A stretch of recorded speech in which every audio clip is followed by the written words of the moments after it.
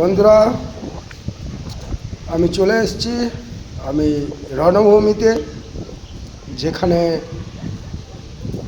আমাদের শ্রীকৃষ্ণ এবং অর্জুন যুদ্ধ করেছিল। এই সেই রণভূমি।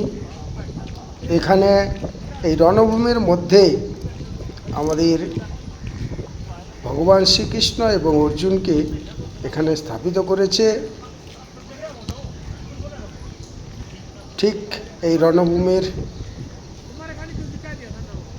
মাঝখানে, আর যেখানে ভগবান শ্রীকৃষ্ণ অর্জুনকে সঙ্গে যে গীতা রচনা করেছিল সেটাও তোমাদেরকে দেখাবো। যেখানে রথটা থামিয়ে যে বৃক্ষের কাছে অর্জুনকে সব কথা বলেছিল সেটাও তোমাদেরকে দেখাবো। এই যে রণভূমি দেখতে পাচ্ছ, এই রণভূমিটাকে এখন অনেক কিছু সাজিয়েছে, সুন্দর করে তুলেছে। আগে ছিল লাল মাটি, শুনেছি এখানে আগে ছিল লাল মাটি, এখন সেই লাল মাটি নেই। এখন এগুলোকে নতুনভাবে গাছগাছালি লাগিয়ে, জঙ্গল ছিল আগে, সেই জঙ্গলটাকে কেটে কুটে নাকি এখানে এখন বর্তমানে এরকমভাবে সুন্দর করে বানিয়েছে একটা দর্শনার্থীদের জন্য। আর যে পুকুরটা তোমরা দেখতে পেলে সেটা হচ্ছে কিছুটা অংশ, এটা রণভূমির মধ্যে রেখেছে। এখানে যেখানে যা আছে সূর্যকুম্ভ আর হচ্ছে ব্রহ্মকুণ্ডও বলে, দুটোই আছে। সূর্যকুম্ভটা তোমাদের দেখাচ্ছি না, সূর্যকুম্ভ সেম একই জিনিস, সেটাও দেখাবো তোমাদেরকে।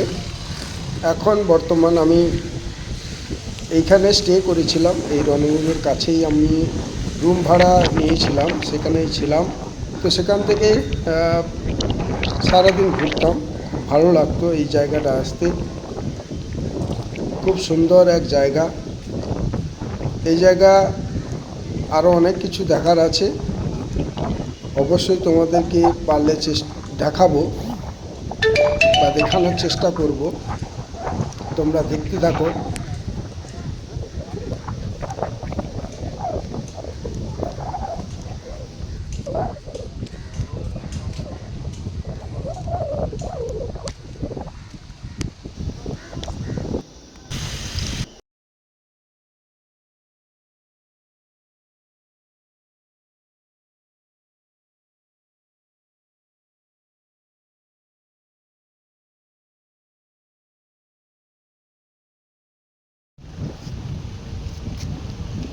ভিডিও করি দি। এই সেই রণভূমিতে আমি স্নান করছি। আমার এক পাশে একটা বন্ধু ছিল, আমি বললাম একটু স্নান করছি, তুলে দিত। তো সে একটু ভিডিও করে দিল। তো সেই রণভূমির জলে আমিও স্নান করে নিলাম। লোকজন বেশি নেই, দেখতে থাকো তোমরা।